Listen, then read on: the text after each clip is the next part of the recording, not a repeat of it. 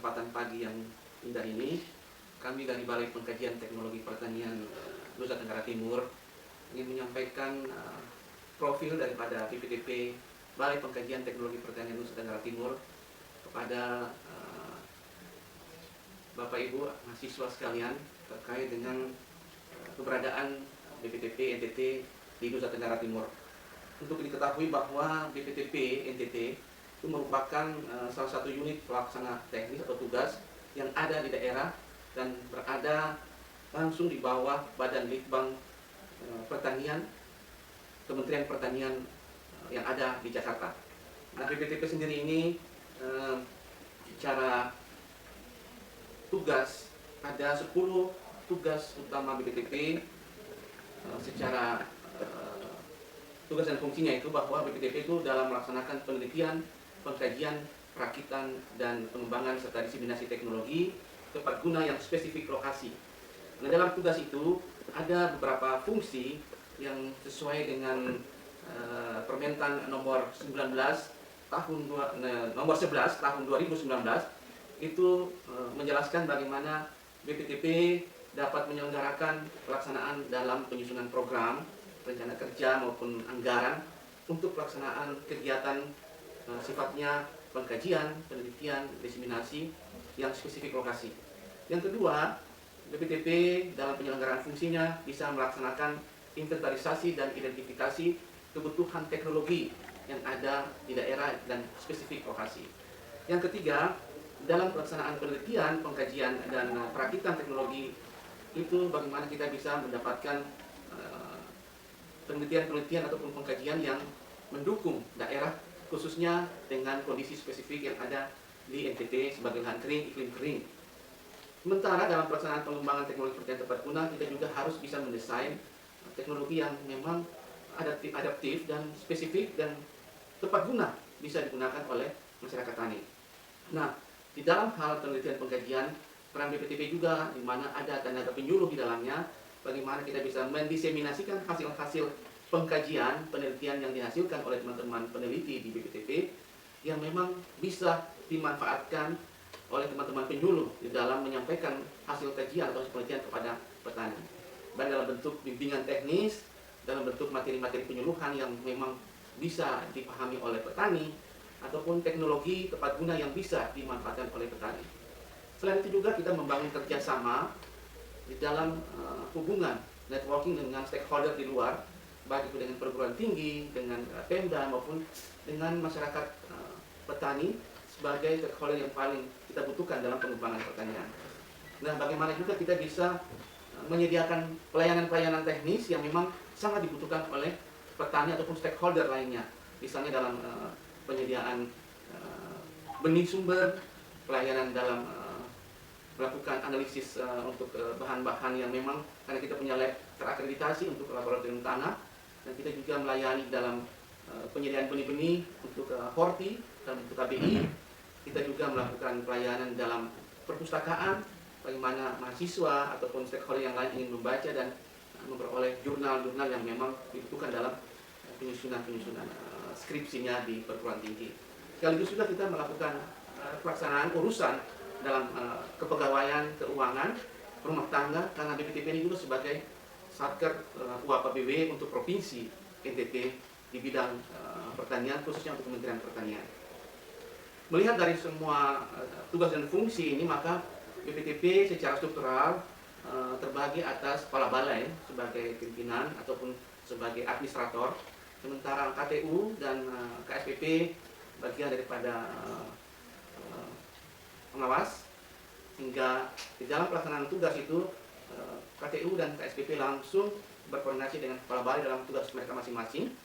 Sementara secara struktural yang tidak secara SK Menteri itu bagian dari program perencanaan dan evaluasi itu, secara tidak langsung dia ada di bawah KSPP dan bekerja bertanggung jawab langsung terhadap kepala balai dalam urusan perencanaan anggaran untuk balai selama 1 tahun.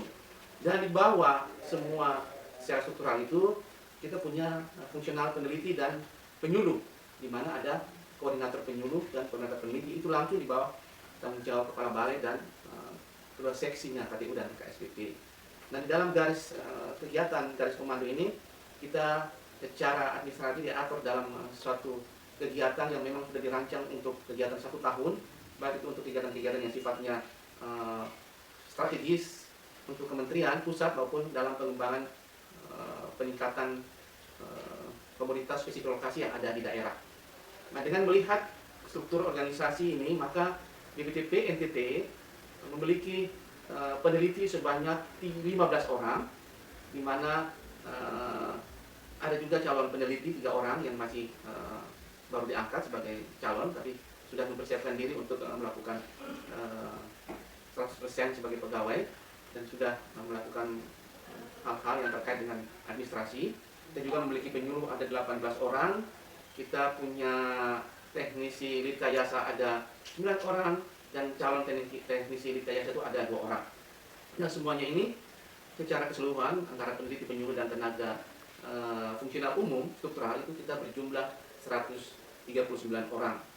Nah, kita tahu bahwa di BPTP sendiri ini secara tingkat pendidikan kita memiliki doktor sebanyak 8 orang, dan sementara ini ada 1 yang di tanggal 9 besok akan menyampaikan orasi untuk profesor.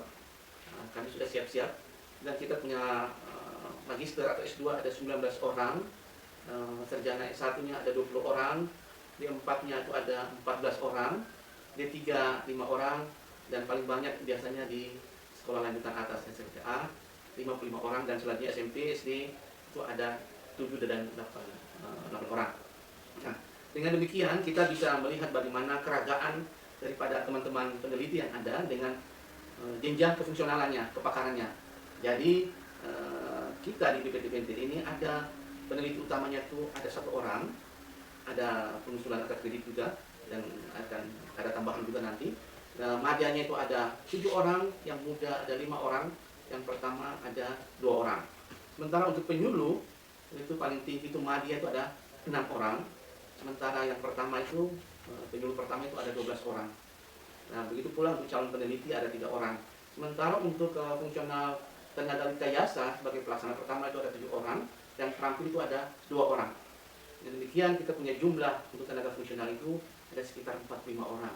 Jadi cukup banyak juga kita punya tenaga-tenaga fungsional ini di dalam mendukung bagaimana sumber daya manusia di dalam teknologi inovasi yang nanti akan disampaikan kepada masyarakat dengan kondisi NTT sebagai komoditas utama itu jagung, padi, ternak sapi, dan juga tanaman-tanaman kacang-kacang lainnya, bahkan mungkin horti sebagai tanaman-tanaman yang semusim yang bisa dipanen setiap saat.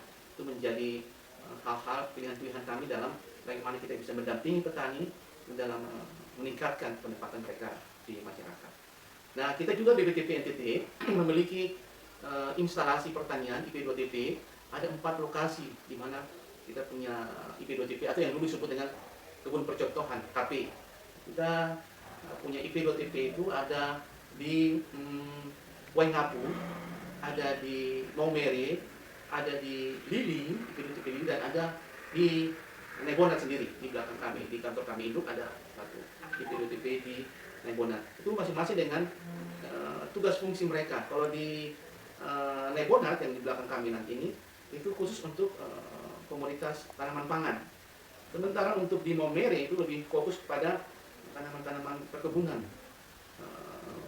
kakao, terus ada jambu mente, ada durian, ada yang sifatnya perkebunan. Sementara untuk yang di Lili, IP2TP Lili itu berbasis pada peternakan. Memang dia bekas ex Balitnak dulu, sehingga itu juga menjadi tempat pelatihan. BIMTEK dulu sebelum bergabung dengan BPTP itu sebagai bagian sub Balitnak yang memang khusus untuk peternakan. Sementara yang ada di Waingapu itu IP2TP-nya berbasis tanaman pangan dan peternakan khusus untuk, ya, kalau kita berbicara tentang sapi-sapi Sumba, sapi Omal itu pun banyak di sana.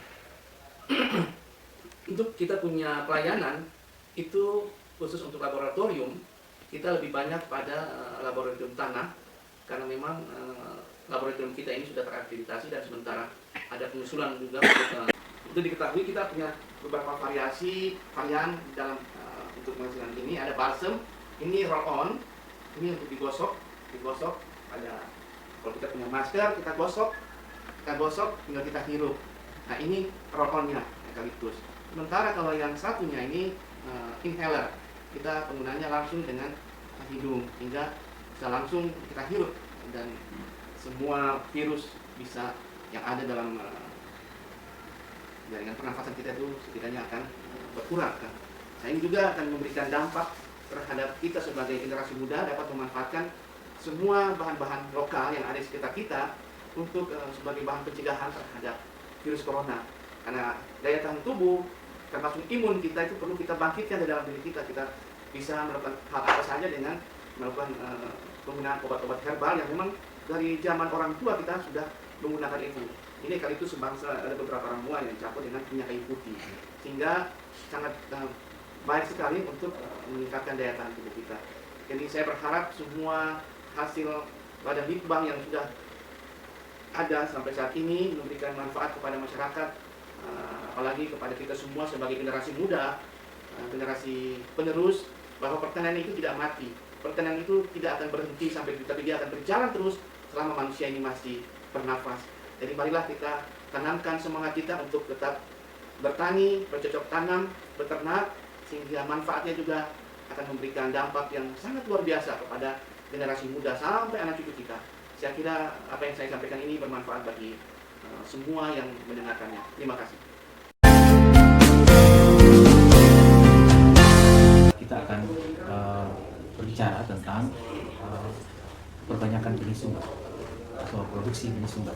Saya ada siapkan materi ini, jadi bahan ini bisa nanti bagian dari materi perkuliahan. Jadi kalau kita lihat saat ini, pertanaman jagung dan padi yang dikembangkan baik oleh dinas, LSM atau oleh masyarakat sendiri, ini cukup luas. Karena itu dibutuhkan benih yang baik. Nah, benih adalah bagian dari tumbuhan yang merupakan hasil penyebukan atau perkawinan antara serpang jantan dan betina yang dipersiapkan untuk menjadi tanaman atau tumbuhan yang baru. Nah, benih ini harus disiapkan dengan baik. Nah, kalau kita lihat sebagai contoh, luas tanam dan kebutuhan benih jagung di NTT untuk tahun 2020 ini, luas tanam ada 364.000, itu berarti lahan seluas ini membutuhkan benih sebanyak 91.000 ton.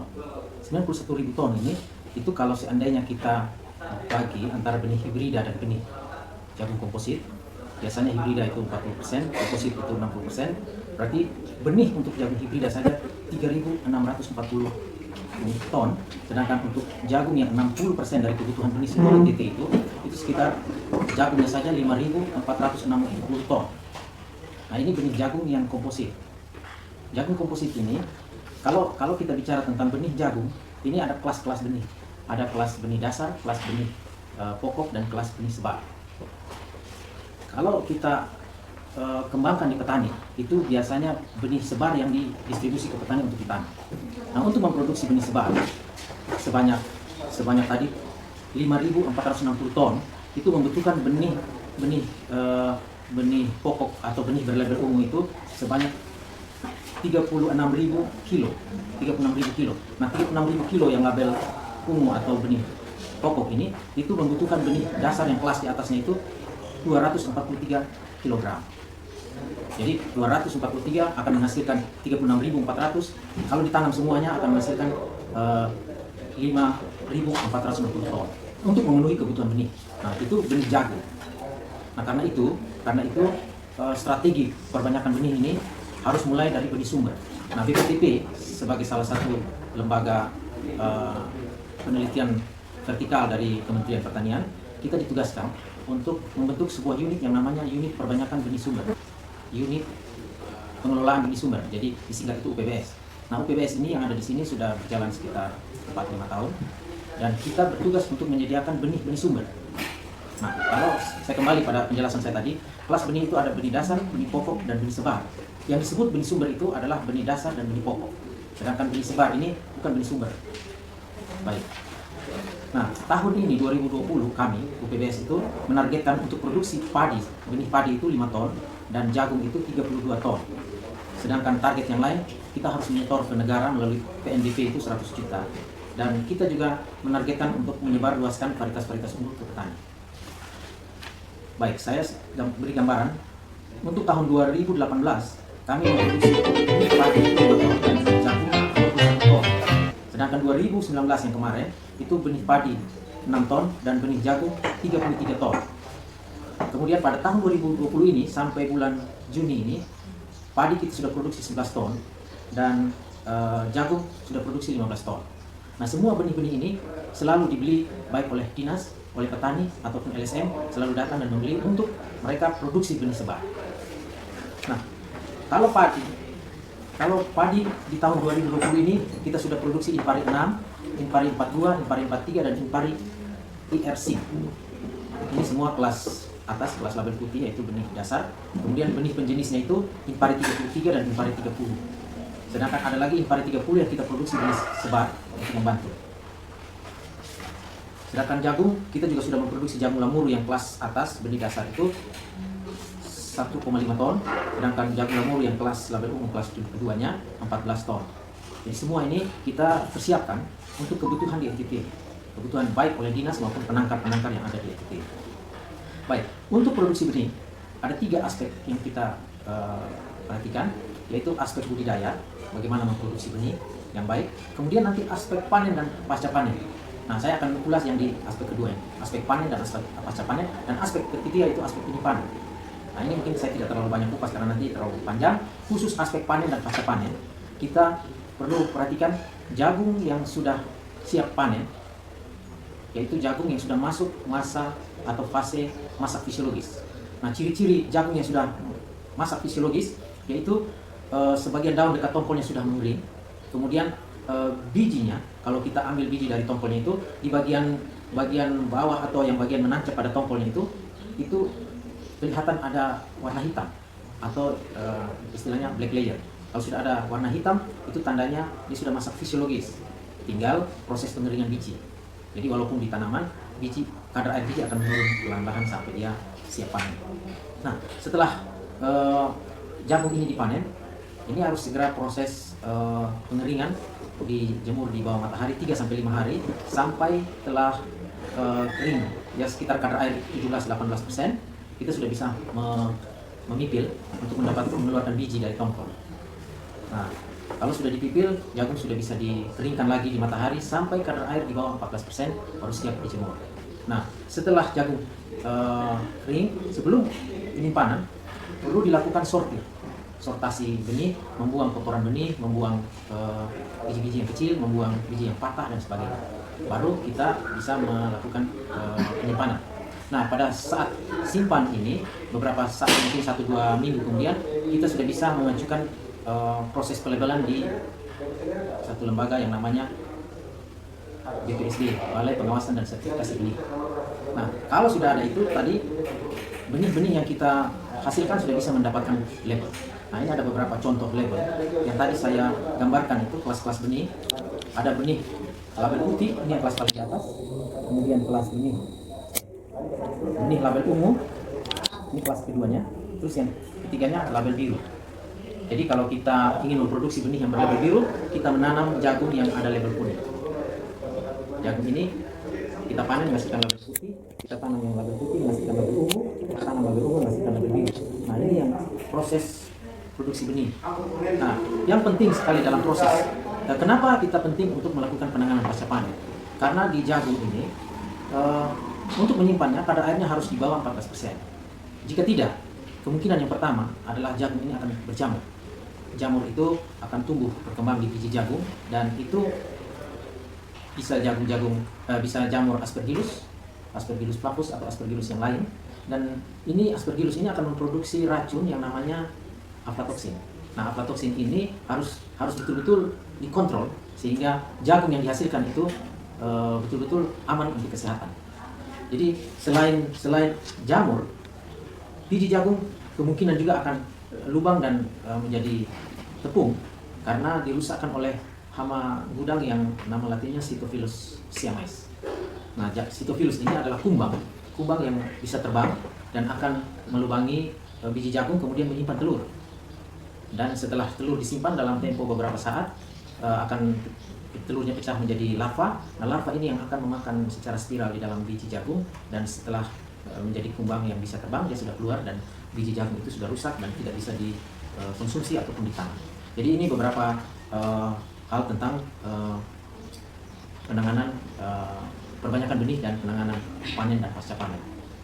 Dan kemudian nanti kita bisa melihat di lapangan tahapan-tahapan pelaksanaan, baik setelah panen, processing atau pemipilan, penjemuran sampai masuk ke kan. Saya kira ini beberapa hal yang mau saya sampaikan. Terima kasih. Jadi kami di BPTP Nusa Tenggara Timur memiliki komunitas ayam KUB yang mana mulai berkembang itu di Nusa Tenggara Timur sebenarnya dari tahun 2015. Itu atas inisiatif dari Badan Litbang untuk mengembangkan produknya di seluruh Indonesia, salah satunya di Nusa Tenggara Timur. Tapi secara efektif kita memelihara ayam KUB ini dari tahun 2017 diawali dengan kegiatan in-house ternak. Itu dan sumber bibitnya kita peroleh dari penangkar yang dulu diinisiasi oleh Nusa Tenggara Timur, itu PT Semangat, PT apa namanya Pak Bambang Semangat. UB Semangat. Ya, UB Semangat ya seperti itu. Jadi mereka yang pelihara waktu itu sekitar 1000 ekor dari bibitnya dari Ciawi, lalu tersisa ada sekitar 200 yang kita bawa ke sini. Nah dari itu tahun 2016 kita mulai kembangkan di sini. Lalu pada tahun 2017 kita melakukan pengkajian skala kecil, itu karena anggarannya juga terbatas, itu terkait dengan produktivitas ayam KUB sendiri. Jadi lalu dari tahun 2017 itu kita sebenarnya tahun 2020 ini kita akan mendapat anggaran pembibitan dari Badan Litbang, dari pusat, cuma karena pandemi COVID. Jadi anggaran dihilangkan. Yang ada sekarang ini di kandang ini itu hasil kegiatan 2018 yang kita kelola. Itu kita datangkan ke sini 1000 ekor DOC ayam KUB paristok. Artinya paristok kan bibit. Nah, kita kembangkan di sini, tapi karena mulai dari kita pelihara dari DOC, tingkat kematiannya cukup tinggi. Malah kalau dari DOC itu tingkat kematiannya bisa mencapai 30% dari populasi. Lalu pada saat kita pindahkan ke kandang di sini, itu dari umur 2 bulan kita pindahkan, itu tingkat kematiannya juga cukup banyak, sampai 5-10%. Tersisa sekarang yang ada ini yang sekitar sudah sampai 500 ekor yang ada di sini, itu yang kita piara. Dan sekarang saat ini sudah menghasilkan telur. Sejak bulan Mei kita hasilkan telur. Cuma karena ini awal daripada produksi telur, jadi belum semua betina itu bertelur. Jadi masih ada beberapa yang tidak betul, ada yang bertelur. Kalau produksi telurnya setiap hari paling rendah sekitar 70-80 ekor butir, terus tertinggi ada sekitar 100-200. Nah, lalu karena kita BPTP ini tupoksinya salah satunya itu adalah penyebaran informasi teknologi kepada pengguna stakeholder, dalam hal ini petani, buruh, atau instansi terkait, kita sudah melakukan upaya penyebaran pengembangan ayam KUB ke beberapa kabupaten, desa dan kecamatan.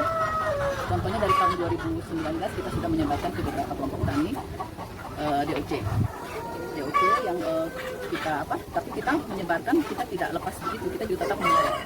Kita mengawal karena kita ingin tahu bagaimana perkembangan ayam KUB ini di tingkat desa, di tingkat petani. Nah tentunya sebelum kita melakukan penyebaran teknologi ini, ayam KUB ini diawali dengan survei lapangan. Kita lihat kelayakannya di lapangan seperti apa, petaninya siap, terutama di kandangan, kemudian siap untuk memelihara dengan arti dan memberi pakan.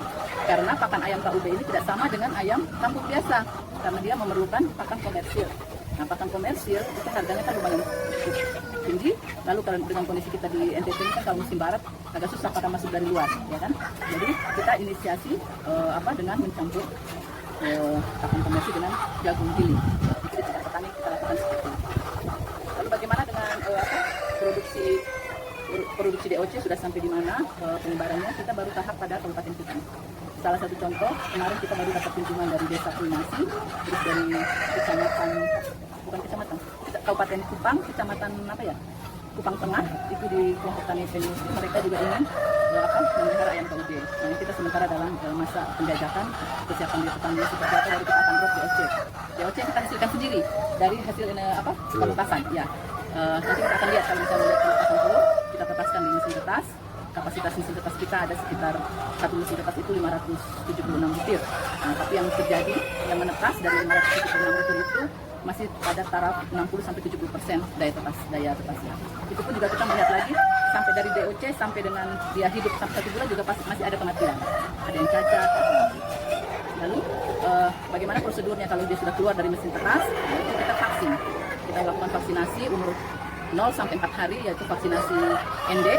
Yang itu kalau kita tahu di sini katanya penyakit apa, yang tetelo, yang suka menyerang. Ya, tetelo yang suka menyerang ayam, itu kita berikan vaksin endek. Sebelum kita sebarkan ke petani, kita vaksin dulu, baru kita drop ke. Nah, saat ini sekarang kita BPTP Nusa Tenggara Timur sedang memproduksi DOC, dan karena kita punya masalah kendala yaitu mesin tetas yang terbatas, jadi masih banyak yang antrian daftar antri untuk menerima ayam DOC. Mungkin bisa dijelaskan ayam KUB itu singkatan dari masih Sama tahu. ya. Jadi ayam KUB itu kepanjangannya dari ayam kampung unggul Badan Desa. Itu hasil perkawinan beberapa galur ayam lokal di Jawa, dan mereka menseleksi dari 6 sampai 6 generasi. Nah, untuk diperoleh produksi telur yang cukup tinggi. Jadi ini keunggulannya produksi telur. Produksi telurnya cukup tinggi. Hasil penelitian dari yang penemunya Profesor Kiki Sartiko, itu dia produksi telurnya 160 sampai 180 butir per ekor per tahun. Tapi dengan catatan pakannya harus juga baik. Satu musim itu 1 tahun. berapa, bukan yang dalam 1 tahun itu berapa kali tahapan bertelur ya? Nah, ini kan dia memasuki usia umur bertelur juga dia berbeda dengan ayam kampung biasa. Kalau ayam kampung biasa 6 bulan dia baru mulai belajar bertelur. Tapi kalau ayam KUB ini 5 bulan dia sudah bertelur. Nah, tentunya proses bertelur itu tidak tiap hari dia stabil kan. Ya, ada masa istirahat, istilahnya masa belajar bertelur gitu kan. Jadi memasuki usia umur 5 bulan dia pasti bertelurnya tidak tiap hari, dia selang-seling. Lalu nanti ada masa istirahat kalau dia sudah 3 bulan produksi, dia akan ada istirahat bertelur. Istilahnya masa menunggu kelas gitu mas. Kalau itu dia istirahat bertelur untuk dia mungkin memulihkan lagi kondisinya badannya, lalu dia akan bertelur lagi seperti itu. Nah, hasil 160 sampai 180 butir itu hasil penelitian dari Profesor Tiga, yang mungkin mereka betul melakukan pengamatan secara intensif kan. Kalau kita di sini belum sampai ke sana, kita hanya baru bisa memprediksi telur setiap hari dari 200 betina, kurang lebih 200 ekor betina yang ada sekarang yang sudah bertelur, itu satu hari dia bisa memproduksi telur 180 butir. Berarti tidak semua betina bertelur, ya. Ada yang tidak bertelur. Itu pertama. Kedua, ada yang sudah bertelur tapi dia tidak tiap hari bertelur, dia selang-seling seperti itu. Cuma kita belum bisa mengatakan bahwa mana yang yang bertelur dan mana yang tidak, karena kita tidak melakukan penelitian. Kita dilakukan secara global, secara pengetahuan, setiap hari itu 80 butir. Padahal jumlah betina di sini ada sekitar 200. Idealnya 200 betina harusnya satu hari 200 butir kan gitu. Tapi ternyata tidak. Dia hasilnya paling tinggi 102 butir, terendah 180 sampai 83 butir. Nah, jadi ayam kampung KUB itu keunggulannya produksi telurnya tinggi. Lalu karena dia berasal dari ayam kampung, ayam lokal kampung itu kan dia suka menyerang, daya ramnya tinggi. Nah, kalau ini tidak, dia daya menyerangnya sudah dihilangkan, tetapi tidak hilang sama sekali. Masih ada sekitar 10% sifat menyerangnya dalam satu populasi. Misalnya dalam 10 populasi ayam KUB betina yang mau menyerang itu ada sekitar 10 ekor, ada 10 ekor dan ada 1 ekor dia punya sifat menyerangnya. Seperti itu penjelasannya. Contohnya ini, kalau misalnya dia sudah bertelur, dia ingin sifat menyerangnya masih ada, dia pengen menyerang. Itu yang kita upayakan dengan memandikan si ayam supaya dia tubuhnya tidak hangat, dia kembali normal, tidak keinginan untuk menyerang itu dikurangi. Cara itu. Kalau misalnya ayamnya tidak menyerang, lalu untuk membuat menetas itu di mesin. Kita bisa karena kalau dia kita sampai induk ini kita ramkan, dia suruh menyerang, itu dia periode menyerangnya akan lebih rendah daripada secara yang ayam kampung biasa. Kalau periode menyerang kan mereka 21 hari, sama mesin tetas juga 21 hari. Nah, kalau ayam KUB betina ini dia periode menyerang tidak sampai 21 hari lagi di bawah itu. Cuma kita belum tahu dia berapa hari dia kemampuan menyerang. Nah, kalau misalnya dia menyerangnya di bawah 21 hari, berarti kan belum jadi telurnya tidak bisa menetas. Akan yang COC. Day all chick. Ayam umur 1 hari. Kalau mau lihat mesin tetas, telurnya karena ini juga tentang berat telurnya juga bervariasi. Kita tentunya tidak semua telur yang dihasilkan kita tetaskan, karena ada kriterianya salah satunya berat telur, bentuknya ada yang terlalu lonjong juga tidak bagus untuk ditetapkan, ada yang terlalu bulat tidak bagus ditetapkan. Kemudian warna telur juga itu berpengaruh. Ini kalau vaksinnya pakai apa Ibu? Vaksin ND. Kalau sudah besar begini selain Lasota, kalau yang besar, ya. Jadi kita kalau vaksinasi itu ada pengulangan kan. Ya. Jadi kalau vaksin pertama yang wajib kita harus vaksin pada saat DOC ayam KUB itu vaksin ND, strain F. itu berapa hari setelah menetas divaksin? 0 sampai 1 hari sampai hari. Batasnya tidak boleh lebih dari itu karena itu sangat riskan kan. Nah itu lewat tetes mata atau tetes hidung. Lalu kita akan mengulangi lagi pada saat umur ayam 2 bulan bisa 1-2 bulan, ulang lagi dengan yang ND pakai ND itu juga lebih baik seperti itu. Cuma yang kita lakukan di sini di DPT baru sekali, OC saja. Nah untuk ayam yang besar kita pakai vaksin memasuki periode bertelur kita vaksin lewat air minum, vaksin masotan namanya. Itu kita lakukan. Kalau di pusat pembibitan yang besar seperti di Jawa, di mana di Ciamis segala macam itu mereka sudah mengikuti tahapan-tahapan vaksinasi sesuai dengan kriteria kaidah pemeliharaan ayam DOC.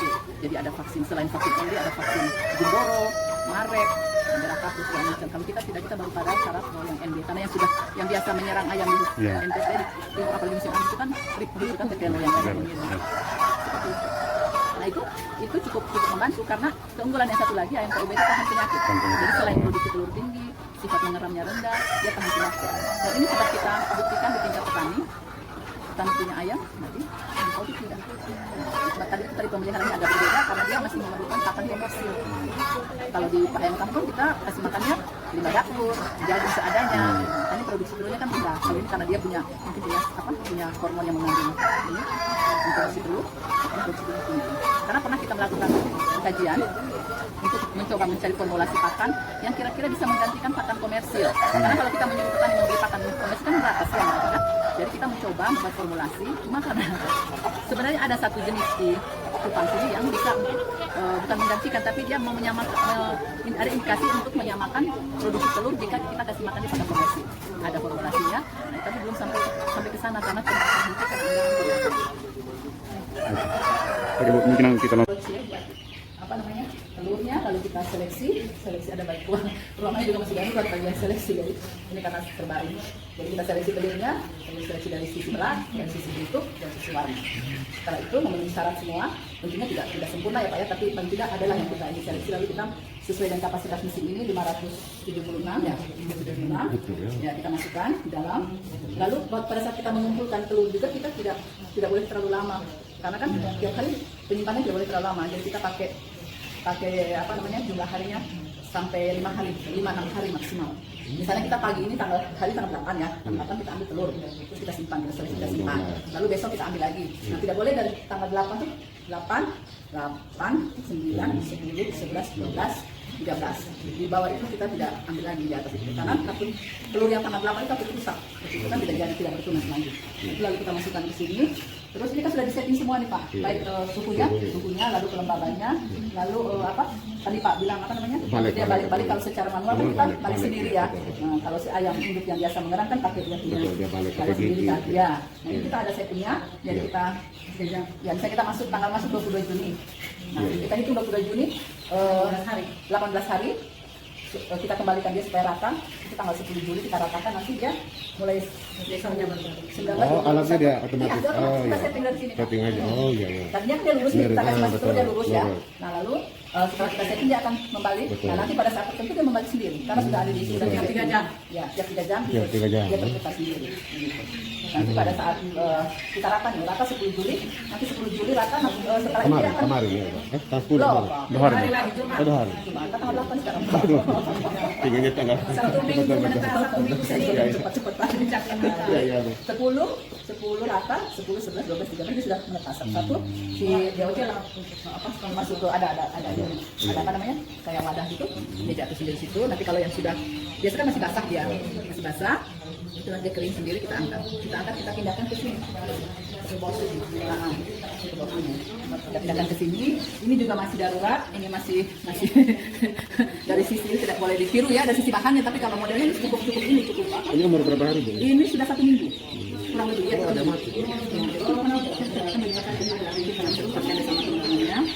Kita pindahkan di sini. Ini bisa kapasitas biasanya 1 box ini 150, tapi sudah terlalu padat itu. Nah dari sini sampai umur kira-kira 3 hari, maksimal 4 hari kita vaksin ND. Setelah vaksin kan kita jual ke petani, ke pemesan gitu Pak. Umur DOC. Jadi paling lama 4 hari. DOC itu kan DOC ayam umur 1 hari. Jadi dia menetas 2 hari 3 hari kita vaksin, setelah itu diambil sama komisan. Ya. Ini yang bilang. Ini sudah diambil semua. Ini tersisa. Kita biasa, ya, karena kita biasa setiap fase penetasan kita akan sisakan beberapa ekor untuk kita alatkan ya sejak kecil-kecilan lah, pengamatan kecil-kecilan daripada dibuang ya, mungkin tidak terpakai kita manfaatkan, kita bikin seperti ini Pak. Jadi ini ada ayam tahu bebek, ini yang umur 1 bulan penetasan yang pertama. Terus ini berapa minggu buat ini? 3 ya. Yang itu yang pertama.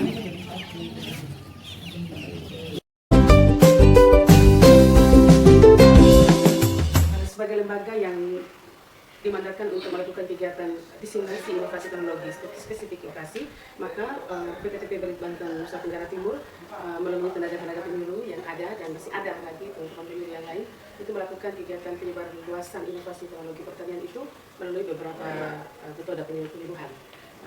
Metode penyuluhan tersebut yaitu demonstrasi plot dan demonstrasi farm. Kemudian kita juga melakukan bimbingan teknis atau BIMTEK secara tematik. Nah, BIMTEK tematik ini adalah BIMTEK yang dilaksanakan disesuaikan dengan tahapan pertumbuhan atau perkembangan tanaman maupun ternak itu. Misalnya dalam tahapan pertumbuhan tanaman yaitu misalnya kita sejak kita melakukan petani melakukan persiapan lahan, kemudian bagaimana varietas yang digunakan, kemudian penanamannya, pemupukannya, dan juga pengendalian hama dan penyakit serta panen dan pasca panen. Sedangkan untuk ternak misalnya bagaimana mereka itu pemberian bibit, kemudian perkandangannya, pemberian pakan. Untuk ternak misalnya mulai dari tahapan bagaimana pemilihan bibit ternak itu sendiri yang dipelihara, kemudian perkandangannya, pemberian pakan, dan pengendalian hama dan penyakit, dan bahkan sampai kepada pemanfaatan limbahnya sebagai kompos atau semacamnya. Kemudian metode penyuluhan yang lain yang kami gunakan misalnya seperti anjang sana kelompok, kemudian kita juga melakukan cross visit, tahu bagaimana kita membawa petani itu ke tempat kelompok-kelompok tani yang sudah pernah berhasil mengadopsi inovasi yang diperkenalkan kepada mereka. Kemudian ada juga yang namanya display teknologi, kemudian kita juga melaksanakan penyebaran informasi itu melalui workshop, ya, temu tugas, temu teknis, seminar bahkan, dan juga temu lapang seperti itu.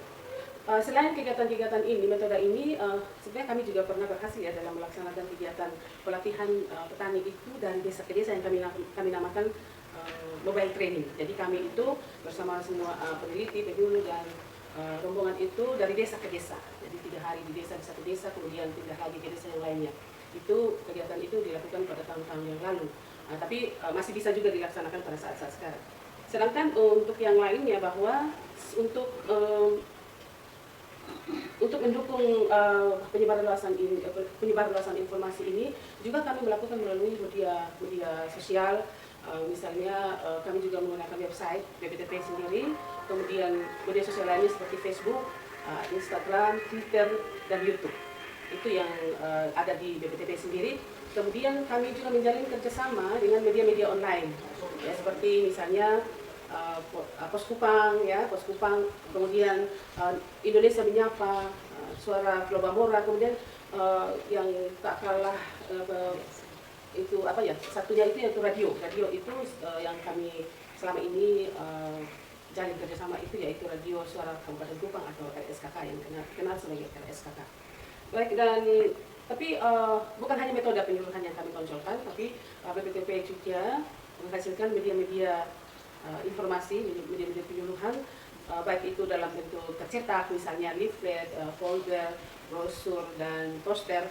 Dalam bentuk brosur misalnya buku saku yang sudah pernah juga kami hasilkan. Kemudian dalam bentuk audio dan audiovisual. Nah, dalam bentuk audiovisual ini, itu kita bisa saksikan ya di YouTube BPTP NTT, banyak informasi-informasi yang disampaikan melalui video-video yang dihasilkan oleh teman-teman yang ada di BPTP ini sendiri. Saya kira itu yang